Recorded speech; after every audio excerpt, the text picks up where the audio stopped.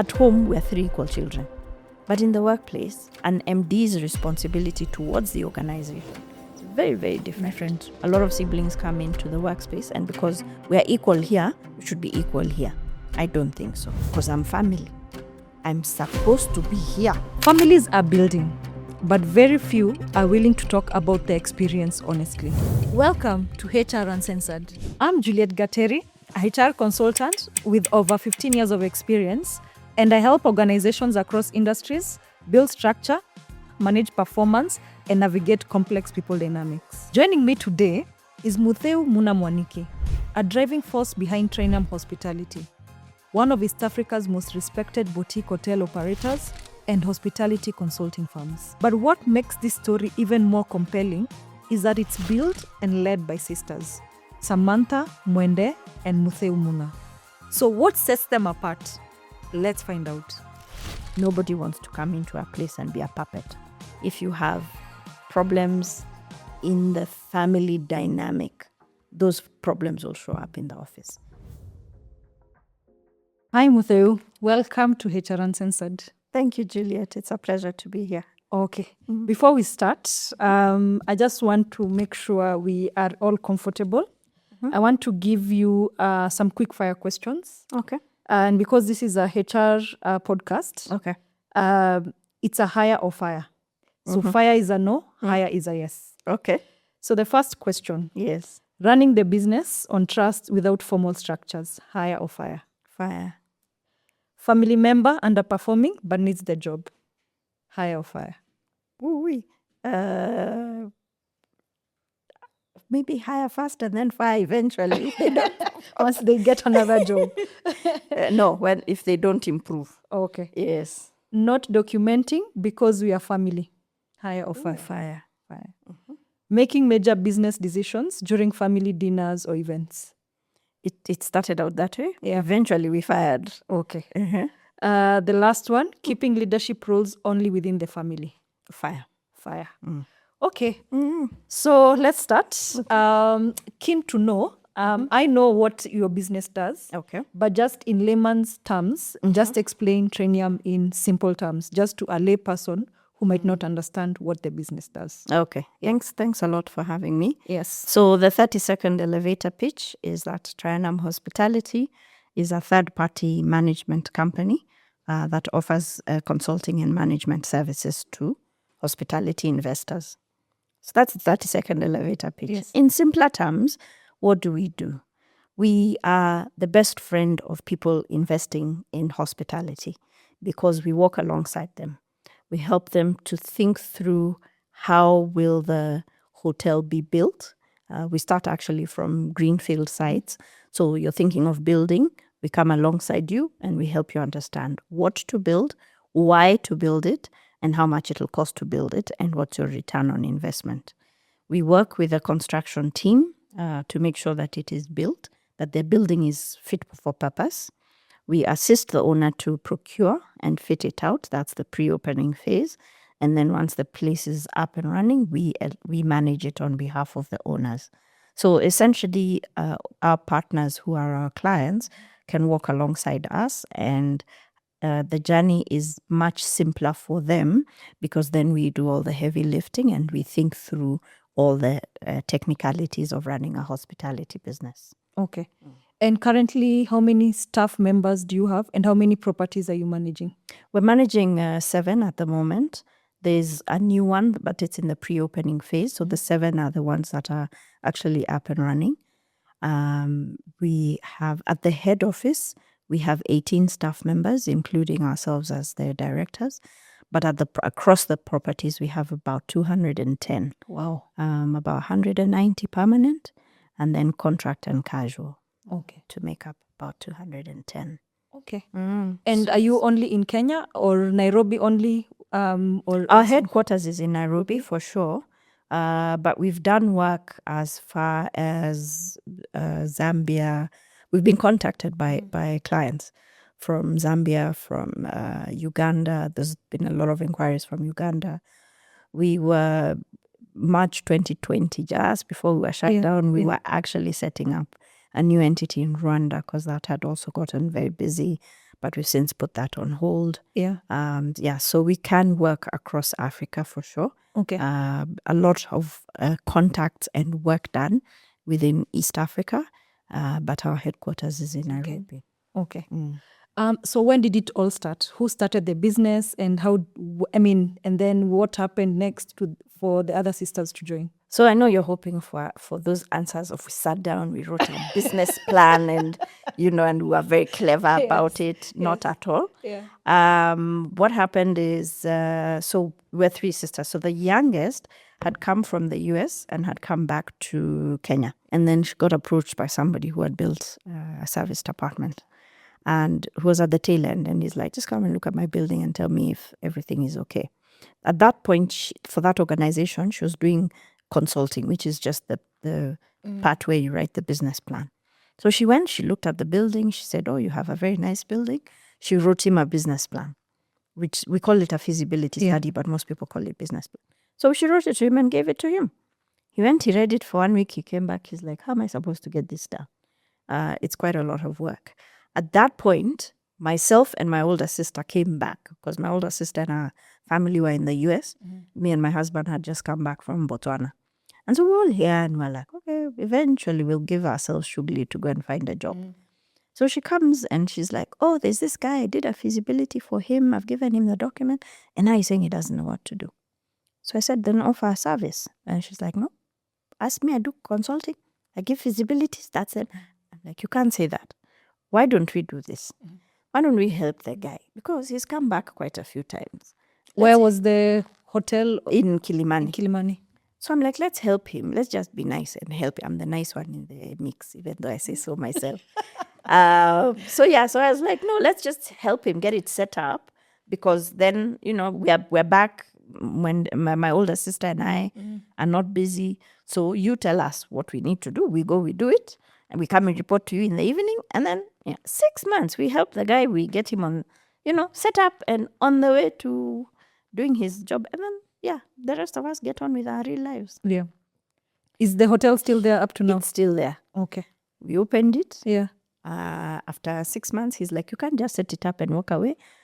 So run it for a year. And then by then I'll have figured out how to run it. And maybe I'll take it over and stuff like that. Within the course of that year, the gentleman who had been the project manager for the construction came back. He's like, you guys are doing such a good job. Come.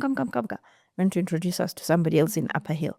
Then one of the other board members for this hotel that we had opened is like, oh, me and another family business, we're opening another one. Come. So within, I think, we started, that was August of 2010. By the time we're reaching December of 2010, by the time we're reaching March of 2011, we had the 3 projects. Wow. So we had to call ourselves again for a meeting and we were like, okay, this thing was supposed to be temporary, but it's clearly not very temporary. So that's basically how we got started. So then that year was spent now trying very hard to understand the hospitality industry because Samantha herself, the youngest one, is a hotelier by profession. Myself, I'm a lawyer. The other sister was a banker.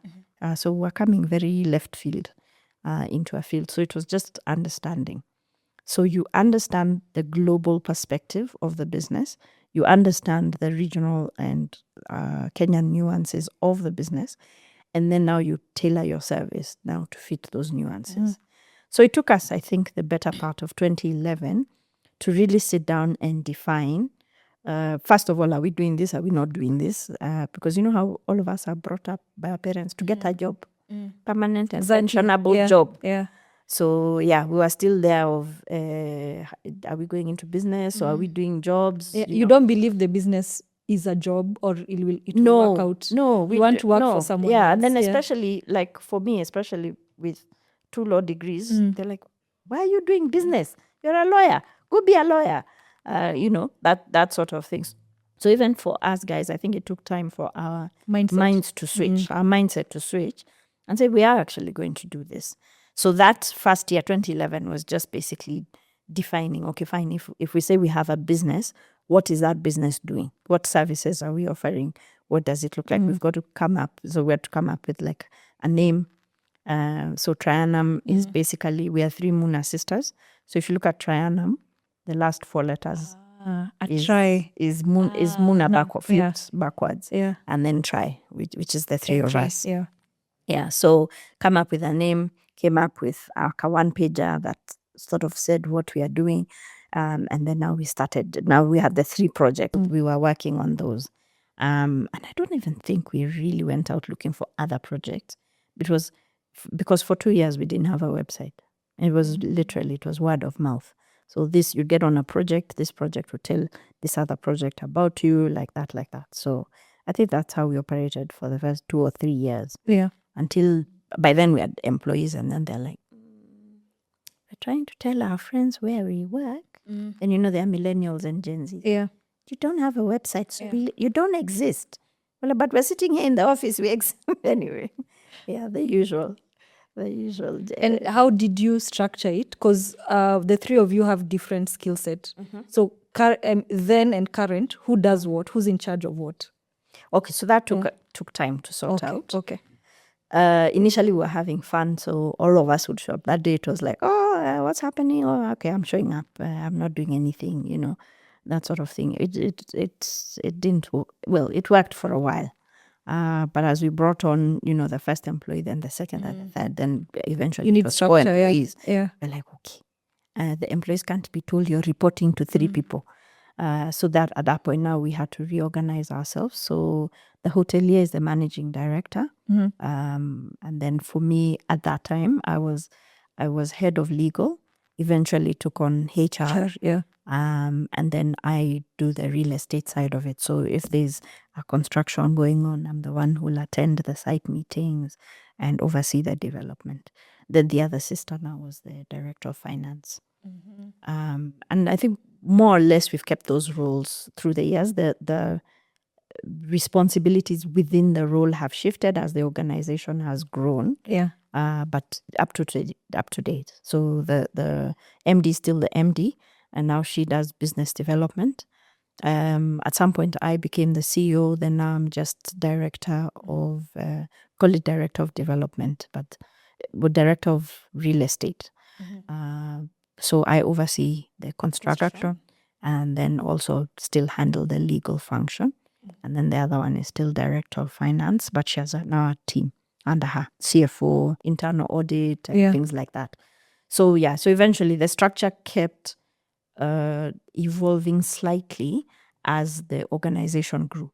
But basically then now we assigned ourselves those roles. At I think 2 or 3 years in, because before that it was equal pay for everybody. So eventually it was like, when you do an organizational review, you have to see the MD, the CFO have to earn more. The same. So there's a bit of structuring, but we did give ourselves job titles, job descriptions. We did an org chart to show so that new employees have an idea of what we're doing. Now, after that, now we had to give ourselves salaries with some performance, depending on what function you are doing. With performance bonuses, Okay. Is it fun working with your siblings? Or do you have any other siblings or just 3 sisters? We're just 3 sisters in our family. Is it fun? Is it? Depends which year you ask that question. But I think for the most part, I'd say it's very rewarding to work with sisters. I think for me, I'm a people person, and for me, family is important. And so from that aspect, I'm very, very happy to wake up and do something together with family. For me, that really helps. But even from an external point of view, and I think in Kenya, we've seen a lot of negative press about family business. Yes. So I think every year we finish and nobody has stabbed anybody and nobody has fired nobody. We give God thanks at the end of every year because we're actually still friends on top of being work colleagues. But we've had to professionalize the relationship. So some days, like if you meet me when it's an office meeting, we'll sit down and I'll be like, hi, Juliet, meet my colleagues. And so, and then the funny thing is we look alike. especially Yes, myself yes, and my you younger do. sister. Yeah, We look yeah, alike. yeah. So people are like, Who's colleague. And two sisters, we're like, no, we just met just now. We are always pulling people's legs. But we can't get away from it. But, 8 to 5, we're colleagues. Yeah. After 5, we are You're- sisters. And we've stopped bringing work home as Okay. much as possible. At the beginning, I think you've mentioned something that you were making decisions even in the home sector during events. Oh, yeah, absolutely. Yes, Every yeah. birthday party turned into a board meeting. Every single birthday party. You want to welcome guests. Hello, how are you? Karibu sana, have a seat. And then Serve the tea. three of Can we you- sit down? And the three of us start going at it. The husbands got pulled into Yeah. that story. So they were like, what decision are we making today for Trianum? Because we are going to get pulled into this. Yeah. But yeah, it's at some point we were like, no, we're not being fair to family. But also that, like you said, the conversations need to be structured. So is it a board meeting? Is it an exco meeting? Is it so that then you know what weight to give the decisions or what it is you need to. So board meetings got formalized very early on with board agendas, even though it was just the three of us. In the beginning, my mom because she's a shareholder, and then we had made her the board chair. And she's like, do not come here and start talking stories without a board paper. And if it's not on the agenda, you put it on the agenda for the next board meeting. So those got structured very quickly. She's from the banking sector, and you know banking sector can be very, very structured yes. and very formal. So we give a lot of credit to her for that structure and that formality. She really did help us. For me, I had worked in very small law firms. So it was a case of as you're working in with a partner, you're like, hey, by the way, that thing, are we doing it, not doing it? Decision is made, you move with it. Then, yeah. The other two sisters had worked in formal organizations, but never at a C-suite level. So I think that's the value that my mom brought in very early on as chair lady. And she'd walk into the office. And we're like, hi, mom. She's like, I'm not your mother. I am the chair lady. The board chair. Hi, chair lady. Yes. Yeah. So the structure grew, I think I'd say by year 4. Okay. The structure was very firmly in place. Yeah. So we'd have board meeting. That time it was quite frequent. We'd call it a board meeting, but it was a monthly meeting. And then we'd have office meetings with the staff members every Monday morning, just to see who's doing what. Yeah. And then eventually now, in that process, also communicating to staff. Because you see, before they had been used to, I woke up, if I bump into Monday in the corridor, ask her a question, I get an answer. And get an answer, move on, yeah. Yeah, so we started now, if it was a question to do with legal or HR, I go talk to Mudeo. If it was a question to do with the operation side of it, it was Samantha. If it was a question to do with finance, it was Monday. Okay. And we had to learn to let the buck stop with the director who's holding the docket. Yeah. So we can all debate. We all have opinions about what should happen on a daily basis, but you share your opinions, and ultimately the decision is with someone. Okay. So it took getting used to it. I wouldn't say it was easy. Yeah. It took some getting used to. But I think when you have a mentor who's constantly reminding you how it needs to be done, what needs to be done, what is the professional, and then when the three of you are committed, when the family is committed to professionalizing the relationship, I think eventually it works. But it did take time. I must admit, it took time.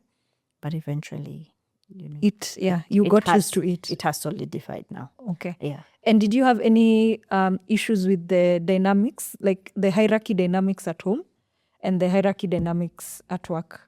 Because the MD is the younger sister, and she's the one with the most experience, and then the other sisters joined.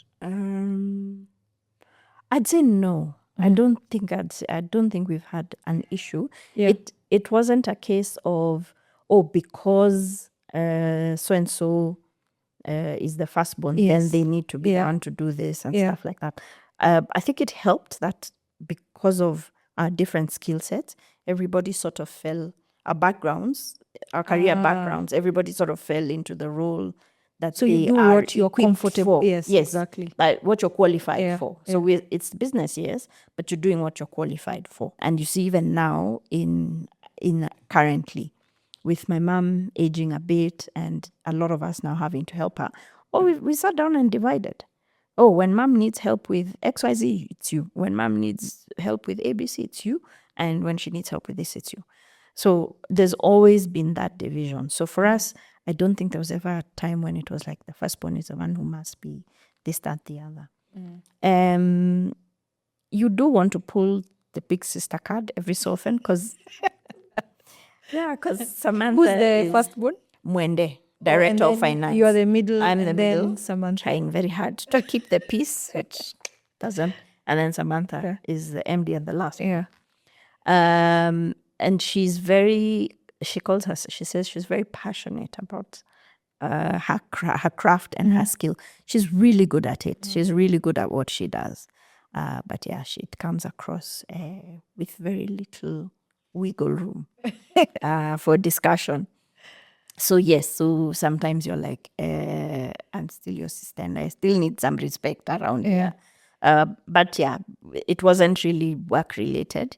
At work, we knew that everybody has their role. Everybody's doing what they are good at. And so allow them to make the final call and final decision. Once that got sorted out, then hierarchy goes out the window. And I do think it's something families need to adopt often than not. Yeah. Because yes, I can be the firstborn, but I may not necessarily be the one who's good at managing, like our parents have a lot of real estate. If it's not my area of interest, it's not my area of interest. And yet there's another sibling who's very good at it, but because they're not the firstborn or whatever, they're not given that opportunity. Yeah. Yeah. So for us, we're always brought up to just be good at what you do and then use it to contribute to family life. It's quite interesting that at least your mom was a grounding structure. And you've mentioned several times you weren't brought up that way. But I'm sure it hasn't been all smiles and laughs and hugs. Have there been where there was a dispute? And how do you handle your disputes? Because in any relationship, yes, absolutely. So I must say, in those early formative years, especially when we're coming into our roles, it's okay to be told, oh, you're the head of HR or you're the head of, and so Samantha knows hospitality, and then I was given HR. Now I had practiced labor law, which is a bit different from HR practicing. When I came back, I quickly realized, well, labor law is not the same as HR. Went to college, got a certificate so that I could equip myself. But a lot of times, I'd be like, I think this is how we should handle this situation. And for her, the situation is an emergency. No. We're not doing it. It must be done by tomorrow. I'm like, HR doesn't work by tomorrow. HR has processes and procedures. Exactly. We're following the process and procedures. So it did get hairy on occasion. And at some point, so two things happened. At some point, mom was like, listen, at the end of the day, first things first, the critical thing here, your sisters. If this business is dividing you as sisters, exactly, we are killing the business. Yeah, let's shut it down. And she came very close twice to shutting it down because we're at each other. So we learned to stop being at each other because then the business would be shut down. And this was year 5, year 6. We've gotten quite some good traction. And then the chairlady is there saying, I'm shutting it down. So you're like, you better make sure. So that, I think, was the first sort of dispute, reckoning that, yes, we've got disputes. We can't solve them like sisters because, sisters like to scratch each other's eyes out. Okay. We can't do that. So I think that was the first one. The second lesson now was in the context of corporate, what I'd say work. We joined an organization called AFB, Association of Family Business Enterprises. Yes. And there's a lot of lessons, a lot of sessions about what is constructive. You've got layers of its family and its work and its, all this. How do you balance all that? Because it's our permanent reality as family businesses. So I think that has also equipped us a lot to know that this is how we constructively deal with disputes. At a practical level,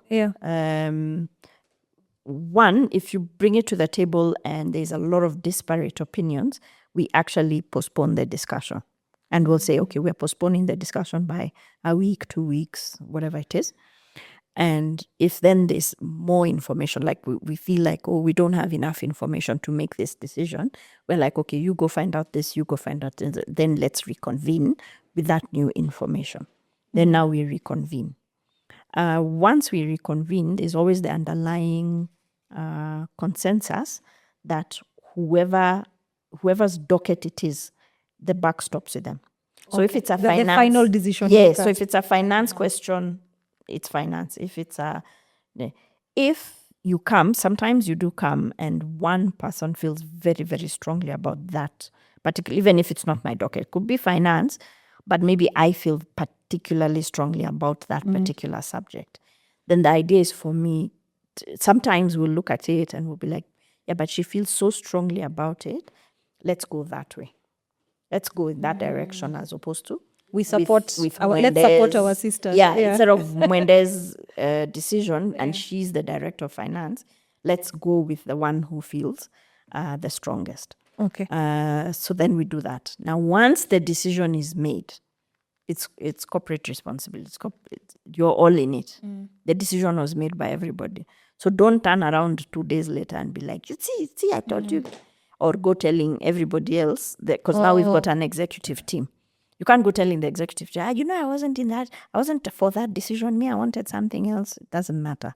The decision was made by the directors as a board. That's what at the end of the day carries. Okay. The properties that you manage, do you experience similar dynamics? Are they most of them family businesses, individual? Are the interesting dynamics the question. same? Yeah. I think half and half. There's definitely 3 that are family owned. So one is family. Yeah. Parents, the wife's brother and his family, and then the children. So that's family. Then the other one is 2 brothers, but they've been in business together So they've already for forever. They're formative years is very done. corporate. Yeah. In fact, the brotherhood is after the fact. Yeah. Then there's another one where it was, it's not really family. So it was a group of 7 gentlemen, but they were kind of related. Either it's cousins or brothers or whatever. They invested together. Then that property that they bought was redeveloped by their sons and daughters. So it's now it's a family chama of 40 plus people. Wow. Yeah. Okay. So there are those, but the others that are owned by organizations. Yeah.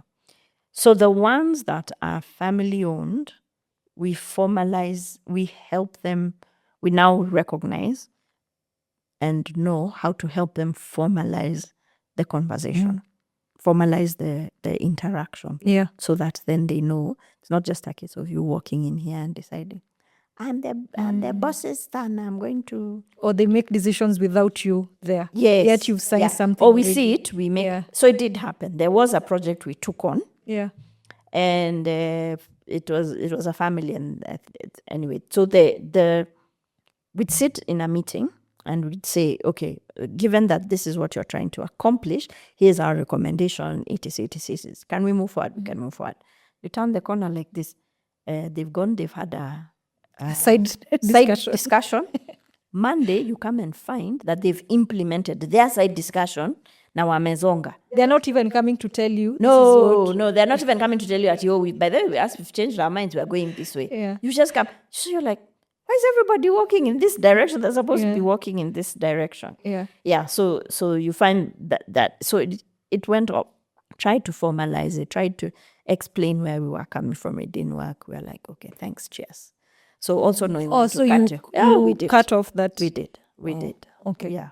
Okay. We And what do you think in most families? I think you mentioned there is a lot of squabbles, especially in family businesses or even just family when they are dividing their properties. What do you think brings those kind of issues in family relationships? So I think one is why aren't we all the same? Why aren't we all being treated equally? And yet, when you're in the workspace, job roles and job titles come with different responsibilities. So as of, it's obviously going to be different. Okay. So when you're in the workplace as compared at home, we're 3 equal children. But in the workplace, an MD's responsibility towards the organization is very, very different from a director of CFO, finance. Yeah. So you can't equate that. And I think a lot of siblings come into the workspace, and because we're equal here, we should be equal here. I don't think so. I think second is one of those quick fire questions that you asked. I come into because I'm family.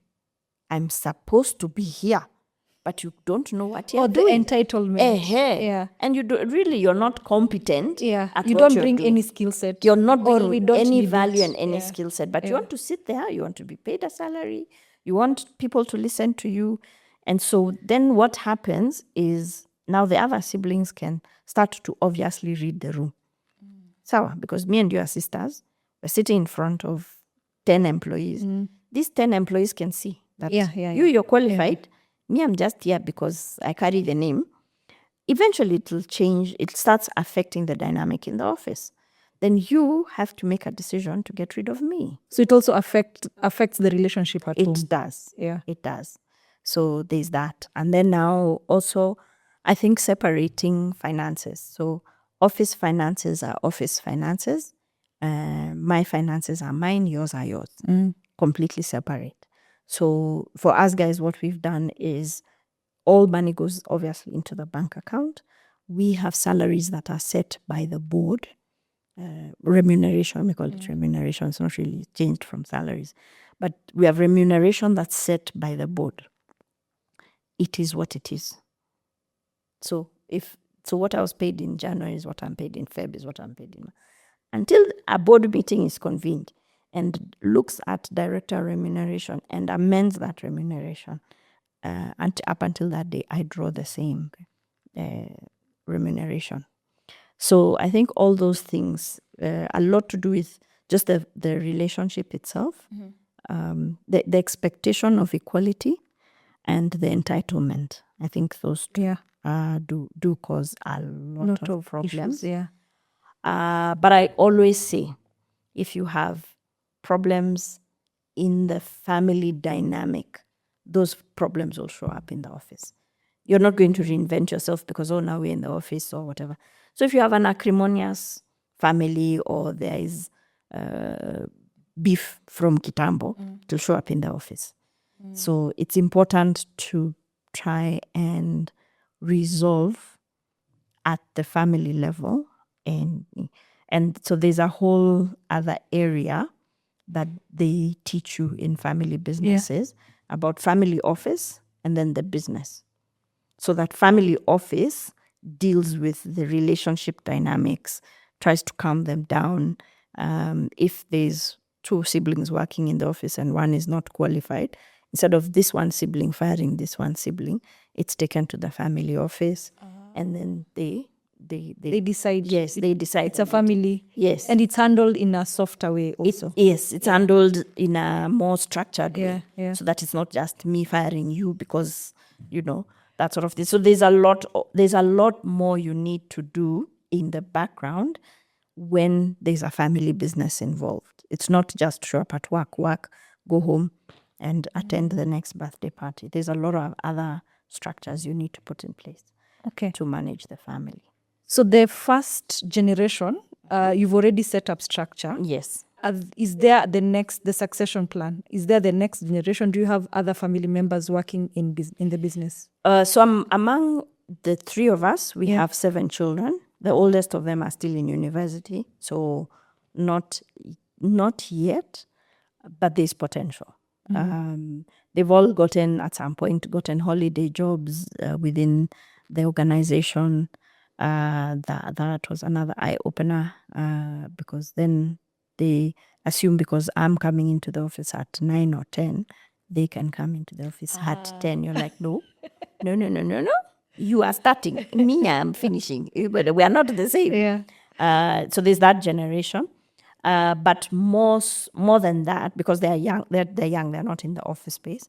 More than that is we have relatives who work in the business.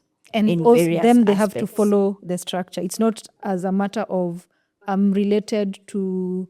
No, in fact, they are interviewed. Oh, wow. Yes, we send them to HR. Yeah. We recuse ourselves from the interview. Yeah. They are interviewed. If HR says you are qualified, you get the job. If you're not qualified, sorry for you.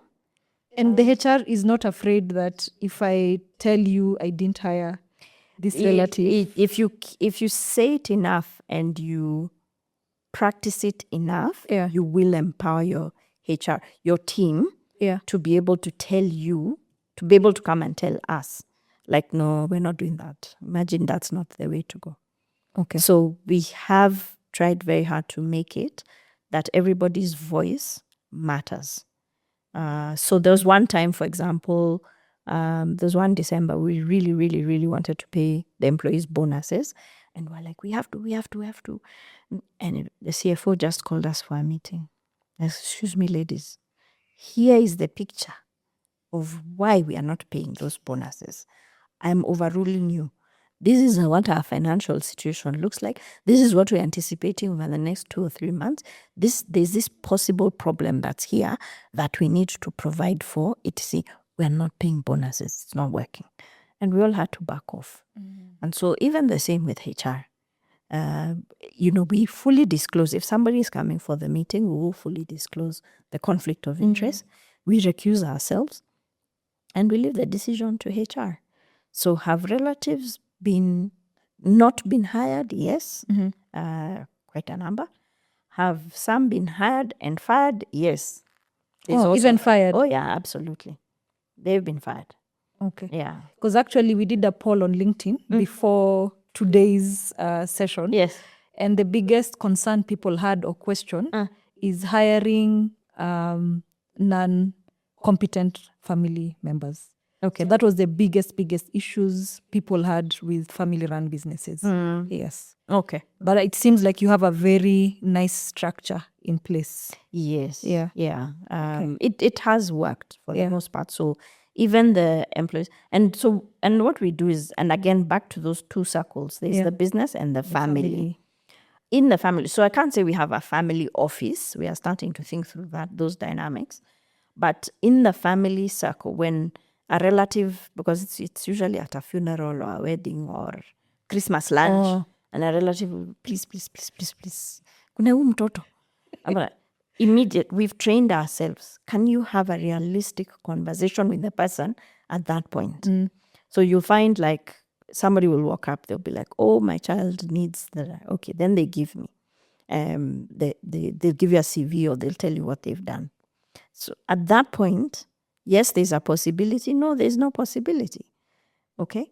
And then we come and inform the others, the other family members. Now we inform them as family.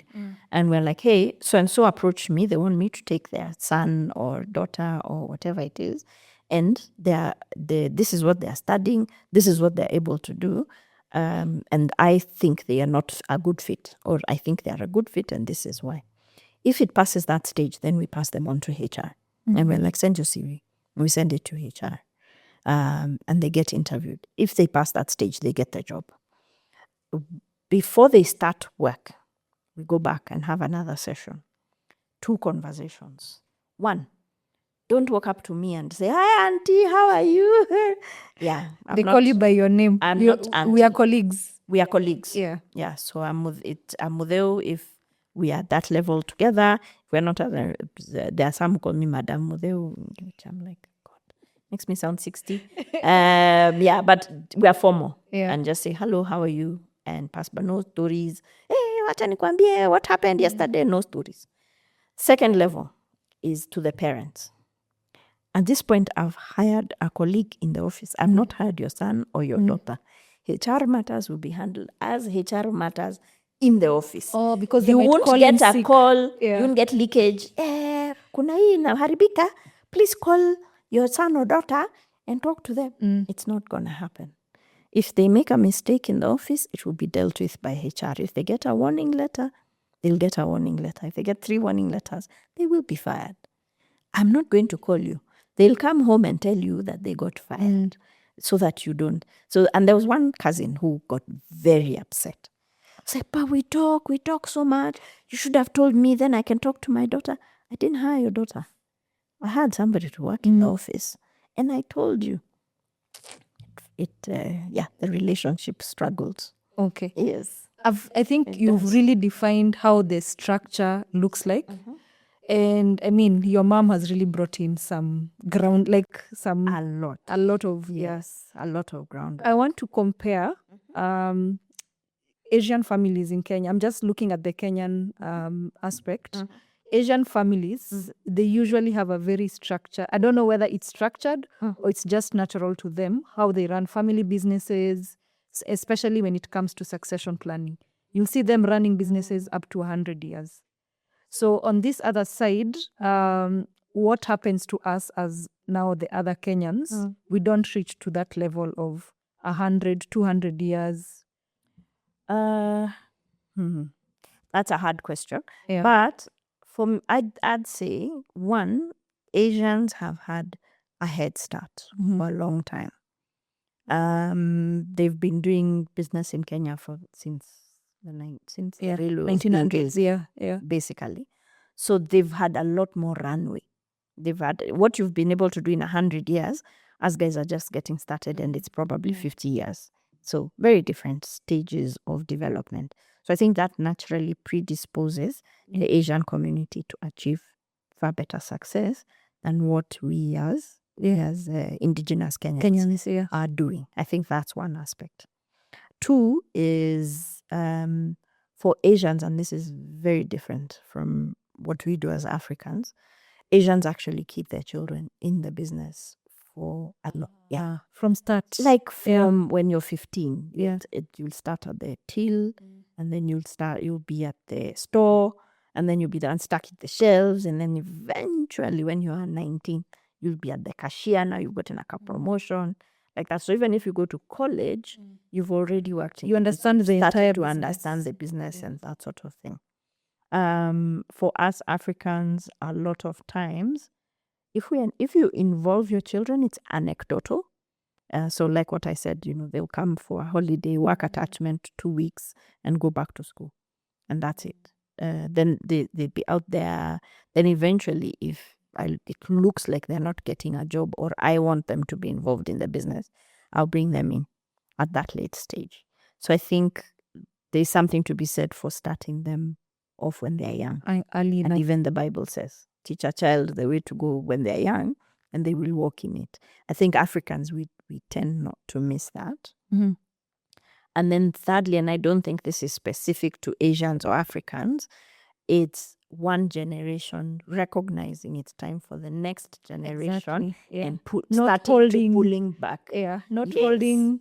Yes. Yes. And two things. Number one is giving them meaningful responsibility. Nobody wants to come into a place and be a puppet. Yeah. Even if I got the best job in Kenya with the best organization in Kenya, I don't want to be a puppet. So giving people meaningful responsibility, but also then allowing shifts. So like again, through this organization, AFB, there's one Indian, I can't remember which organization it is. What the company started doing and what they're doing now is very different. But what they do is they use the one business to create a capital fund to support the other family members in their interests. Wow. So I think, if I remember correctly, I think they started in textile. But then eventually they moved to, I think they have IT, they have, they have all these other. So there's a capital fund to start. Yes. Yeah. So this business says, okay, we're putting away 5% every quarter, every year, whatever it is, into this capital fund. Then you, as the child, you go to school and you study IT, which is not textile. You can practice the IT inside the textile. But let's say, for example, you want to do software development. You don't really need to do it within the context of the textile organization. So you start your software development. They'll support you. They create structure around that support. We'll give you capital. We'll support you this much. If it succeeds, great. We're giving you runway for 5 years. If it doesn't succeed, we're shutting it down, so that it's not also just chowing capital and taking away opportunity from others. Wow. I think we Africa, I'm yet to come across an African organizer start doing X, Then the person came and wanted to do Y, and they were allowed to pivot and do Y. You are yet to see that. Yes. But So like you said, we are still learning. I think we're still learning, and I think now, particularly through organizations that then expose you to other family business, and you start to hear the story. So even us guys, when we started, well, oh, which of our children looks like they want to do hospitality and Also welcome guests, and serve them tea and mandazi. And eventually, the other day, we sat down and we're like, actually, Trianum Hospitality can be an IT specialist in the hospitality industry, can pivot completely away from management. It can pivot to procurement. It can pivot to whatever else these other children have an interest in. It doesn't necessarily have to be hospitality management in the way we've structured it. Allow the business to pivot with the next generation because opportunities change. So so that's my take on it. It's a really big question. Okay. But I think that's partly what I've learned along the way. Okay.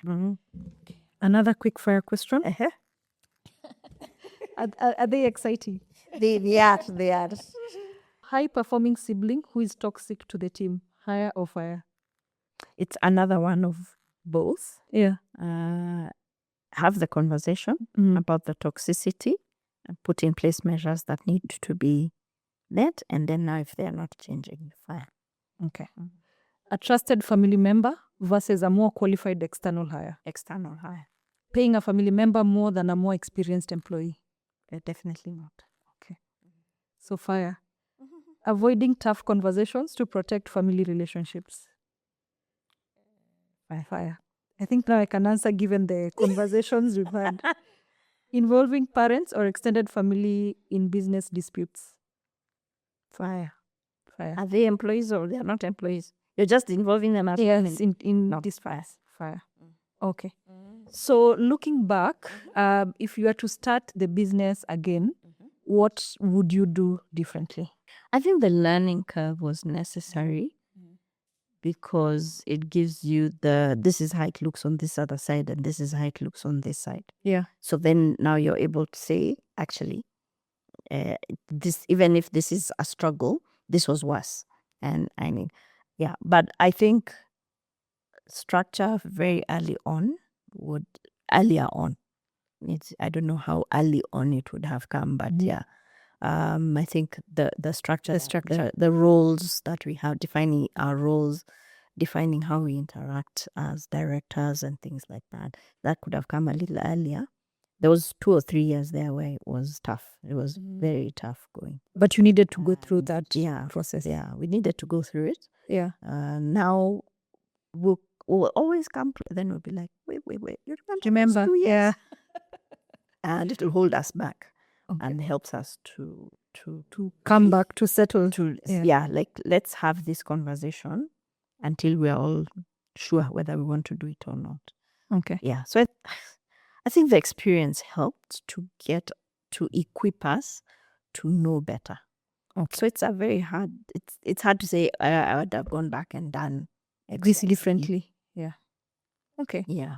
So 2 questions as we close. What piece of advice would you give siblings who are coming together to start a business? And then the second question, which of your properties would you tell us to go and visit? All of them. That question is very easy. I think each property, let me start with the second. So each property is unique. Each property is different. It offers different things. So I'd say go around all of them. Okay. Yeah. So we go to your website and check. Go to our website. Then you close your eyes and you're like, today I feel like going to Lavington. You go to Lavington. Today I feel like going to Riverside. Today, Kitisuru, I need fresh air. Yeah. Leafy suburbs, go to Kitisuru. I think all of them are unique, which is nice because then it helps us also meet customers' needs. So you do have like a customer will be loyal at Lavington. The Lavington one is fully built, it's fully developed. There's very little green space. Then they come there and like, I want to have an outdoor event. No, come I sort you out. Come I help you. And we've got properties that have outdoor spaces. Green spaces, yeah. We've got, like that one of Kitisuru has an auditorium, 150-seater auditorium. It's an unusual feature. It won't be there in any other. We've got one with a very nice rooftop restaurant. So on New Year's, you can see fireworks from 4 different directions. So I want to go to that. Very Which nice. one is this one? Riverside Executive Residency. Yeah. We've got some that are branded, internationally branded under Best Western, so you earn loyalty points. The others are by Trianum. We just like you very much. You don't earn any brownie points. It is so. I think each property is unique and different. So visit all of them. Okay. Yeah. So your first question was advice. This advice, family members who are trying to come, or they've come together already, trying to build something, and they're starting. I think, and for me, I'll speak from personal experience. Don't assume that your relationship as siblings will define your relationship as employees. It's not the same thing. And I speak that out of personal experience because I came in and I remember being asked very early on when we were starting, you're not worried to work with your sisters? I'm like, no, we're such good sisters and and it's true, we do have a very strong bond as sisters. I mean, even on Saturdays, we sneak and find ways to be together. Sunday, there's a rule, even people know. The other Sunday, I met somebody and they're like, your sisters haven't been for a while, I've seen you. But the other chairs are empty. I'm like, ooh, we are even known. But in the beginning, I did assume that because we have a great relationship as sisters, obviously we would have a great relationship as employees. But remember, even every human being, you're told, has 7 different facets. There's who you are spiritually, there's who you are emotionally, there's who you are. And I do think that applies, that how we are at home is very different from how we are in the office. There are those of us who in the office we are very organized or disorganized. There are those of us in the office who are competent or not competent. There are those of us in the office. So I think take time in the beginning to understand each other's strengths as siblings and mirror their office responsibilities to who they are as people, so that then you're sure that they're going to deliver. That you're not setting them up or putting somebody in an uncomfortable situation, or putting them and talk through your expectations. So I think define your expectations and keep chatting, keep talking, and keep refining them. Yeah. Because the clearer all of you get about who you are in the workplace and how you work best, then it makes for a much better relationship. Okay. And should we still maintain that mantra of we are siblings, we are sisters, we are brothers, we are siblings first? Business doesn't come first. Absolutely. Yeah. I think so. I think family is precious. Yeah. I think it should be guarded above everything else. Okay. Yeah. And it's the age-old question. You can do all these other things, but on your dying bed, who will stand? Your family will be there. Yeah. Okay. So I think guard the family relationship above all else. Yeah. So I do agree with my mom. If the business comes in between, chuck the business. Okay. Yeah. Or you check out. Like if there are 2 of you and you've tried tried everything and you're really not getting along, you can leave. One of you leave and go and get something else, so that you restore the relationship. Okay. Thank you very much, Museu. This was a very interesting conversation. I wish I had sisters. We could start a business together. We regularly adopt. Karibu sana. I shall write a proposal to the Muna sisters. Yes, and we know how you work, because we have had a chance to use your I think Samantha, HR business with very good results. So, karibu. Okay. Sawa. Thank you very much for coming and for having this conversation. Okay. Yes. Thank you very much. This episode is brought to you by Alternate Doors, your HR business partner.